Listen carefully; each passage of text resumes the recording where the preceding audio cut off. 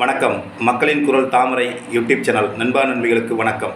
கோவையில் என் தங்கை 10 வயது சிறுமி தீய சக்திகளால் பாலியலுக்கு உள்ளாக்கப்பட்டு உயிரிழந்திருக்கின்றார், கொல்லப்பட்டிருக்கின்றார். இது கண்டனத்தை பதிவு செய்கிறேன். தமிழகத்தில் இருப்பதற்கு வேதனைப்படுகிறேன், தலை குனிகிறேன். ஏனென்று சொன்னால், இதற்கு முன்னாடி திமுக ஆட்சியில் எண்ணற்ற தீய செயல்கள் நடந்தன.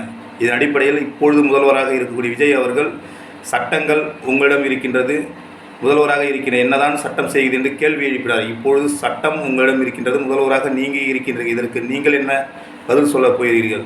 நீங்கள் முதல்வராக பதவியேற்றதிலிருந்து எண்ணற்ற கொலைகள், கொள்ளைகள், கற்பனை போன்றவற்றை நடந்து கொண்டிருக்கின்றது. சட்டங்கள் கடுமையாக இருந்தால் இதேபோல் தீய செயல்கள் நடக்காது. இந்த மாதிரி தீய செயல்கள் செய்பவர்களுக்கு தூக்கு தண்டனை, ஆயுள் தண்டனை தந்தால் தீய செயல் நடக்காது. முதல்வர் அவர்கள் இதை சரி செய்ய வேண்டும். மக்கள் திமுக வேணும் என்று உங்களுக்கு வாக்களித்தார்கள். இப்பொழுது 2வது திமுகவாக நீங்கள் மாறி இருக்கிறது. வேதனையாக இருக்கிறது. வாழ்க பாரதம், வளர்க தமிழ்நாடு.